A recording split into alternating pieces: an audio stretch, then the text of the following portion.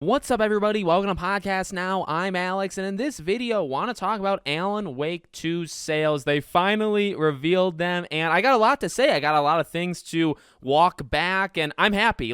In fact, if you've watched my past videos, right, I've been pretty harsh on it just for the simple fact that I want this game to do good. I am a massive fan of Alan Wake, number one, and then Alan Wake 2. It's my game of the year of last year, right? So I've been concerned, right, because the signs when it comes to charts and things, right, it never painted the greatest picture that the game was doing all that well. But again, you got to walk back where, we found out that we're kind of wrong, right? Now, there are a few things I want to throw in, not to point out negatives, but just one thing that did catch me is they did talk about that they've made back a substantial part of the marketing and the production of the game. Now, they talked about how, the revenue, right, the stuff coming in from the sales, it's helping them put it to everything else, right? Condor and Control 2 and Max Payne remakes, right? It's funding their operations, basically, okay? And that's awesome. But again, right before that, they don't say it's fully, and basically, I guess what that means is it hasn't made money yet. It's at this point almost made the money they put into it back. Now, there's publishing deals, right, with Epic and stuff, so we don't know how the money was split or basically who's in debt, right? I don't know that for sure, so I'm not even going to speculate, but whoever is, right, whoever needed the sales to come in to make that money back, they've almost made the money back, but they haven't done it yet. But on the positive side, now that's really the only negative with this entire thing, and the positive is I think it's going to do it. I think it's going to be a game that makes them money and hopefully, long-term can do pretty okay. It sold 1.3 million units, okay? I think that's actually a pretty solid number. I had said, how many times did I say I'm waiting for them to say that it sold 500,000 or that it sold 1 million? So they finally say, not 1 million, they wait for a kind of an awkward number, a weird number, but 1.3 million. And not just that. Now, there are definitely people out there saying, 1.3, is that even good? That doesn't sound like a high number. Okay, well, a couple things you got to remember, right? This is not a game that was ever going to sell, 5, 7, 9, 10 million units. And that's something we said leading into this game, right? And for the people that are is that actually good or because it doesn't sound all that good? The first Alan Wake never really did fantastic. In fact, nothing they've ever done. Control did do well. It did do well long term. And I guess what the good news here is they said in 2 months, Alan Wake has, I think, made almost double what Control did in 4 months. So right now it's pacing ahead of Control. Alan Wake, if it continues this kind of slow burn kind of mentality for years, right? This could easily be a game that you look back to 2-3 years from now and they say, yep, it's done 2.5 million, or yep, it's done 3, even 4 million. This is a game that can do well, not insane, not incredible. Again, this is not ever going to hit, 7, 8, 9, 10 million. It's not that kind of game. The first game, they couldn't make a second game because the first game didn't sell. They didn't make their money back on Alan Wake, and I don't even think it was them, I think it was Epic, right? But they didn't make their money back for Alan Wake Remastered. That never made a profit, okay? So they never,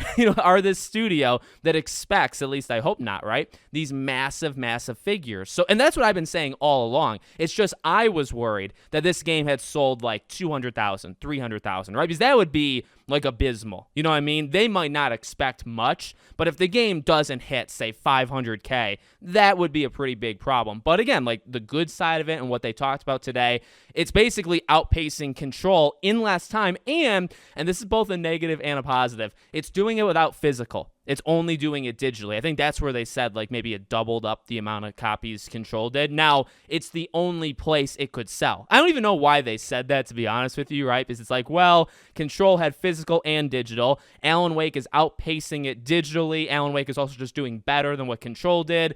And okay, but, Alan Wake doesn't have physical, so you would expect that the digital should be 100%, right? All the sales have come from digital. There's not a single physical. I still think, and the more I make these videos and the more that I see people's comments, I continue to actually petition for this, do a limited run thing. Just do 50,000 units, have them be physical, and that's it. One and done. I would buy it. They gave me the code, right, when it came out, so I do have it digitally, but I don't have it physically. Obviously, nobody has it physically, but I want it physically, okay? I would drop money for it in a heartbeat, truly. And I actually, I want a collector's edition. I hope they do something physically and they do something kind of rare, right? That's what I want them to do. But I'm not ever going to throw that out because, again, the more I talk about and the more I see stuff, there are many people. Now, how many? Is there 20,000? Is there 10,000? Is there 100,000? How many people are waiting and just said outright, no, I'm not getting the game if it's only on digital? Now, I respect that. I'm a big preservation. You can call me a hypocrite if you want. I have maybe 300 physical games to my left, behind the scenes here. I'm big into it. I'm buying them almost monthly at this point, okay? So I totally respect that. And that's why, hey, maybe you can get another, but here's the thing, 50,000 people buy it. How much money is that going to really push things? Not really. So I do understand, I guess, in some way why they never did it, but that would help. That would be just a little extra revenue they could drop at any point. So, or I guess they could add on, to themselves. But I'm happy. I'm really, hopefully you can tell from like my voice. I guess maybe it would be hard, but I'm really happy that has done this well. I'm glad they used comparisons. I'm glad they talked about, length of time. Because again, I think this is a game that as long as it kind of, and keeping it up, the thing is, obviously it's going to lose steam, right? But you got 2 DLCs this year, so you're going to have a little bit of energy. And then after that, like, could you do a Game of the Year edition? Maybe put them all together. Again, maybe you do a limited run type thing physically. That's maybe that's a year in, right? The year anniversary, you do something like that. All I'm doing, basically, speculating ways you can kind of reinvigorate it, right? But another thing, and maybe the most important thing that they said, was they actually talked about the franchises, what they would consider like pillar franchises for the studio, and their Control and their Alan Wake. That makes me very happy because they don't outright say it. They do say like they're focused on kind of making this game, they want more people to buy it, right? Like they're going to find ways, and I think the DLC is definitely a way, right? They want more people to get it over time. But the way they talk about these pillars and kind of the setup for what they expect to do going forward, right? You got the Max Payne remake, but for this to be mentioned with Control, we know Control is and I would say up until Alan Wake 2 came out, Control is their most popular, even though Max Payne, even though Alan Wake is such a niche kind of huge movement, but it is niche, right? To have them both be put in the same thing, I think is really, really good. And while it doesn't say it and it doesn't confirm it, I will reach a little and say I think the odds of an Alan Wake 3 are actually not bad at all. I was very worried, and even the way they end Alan Wake 2, I think they did it in a way where they don't have to make a 3 if things completely fell apart, right? And they could not do it. Like they had another Alan Wake 1 situation. I think you reasonably could end on 2. I don't want them to, but I think you reasonably could based off of that ending, and I think they did it on purpose. I really would throw that conspiracy theory out, okay?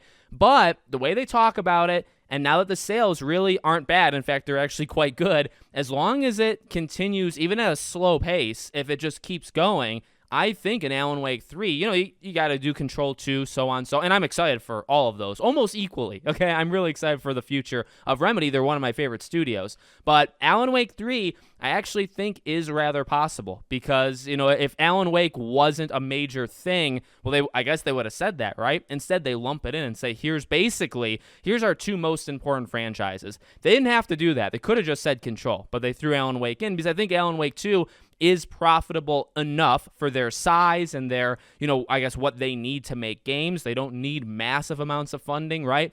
I think they're able to do it. I think they could make an Alan Wake 3. So very, very positive. Like, I'm so happy that today happened, and they did this news. So let me know what you guys think in the comments. Make sure, as always, you're subscribed to the channel, bell icon turned on. I hope to see you all on the next one.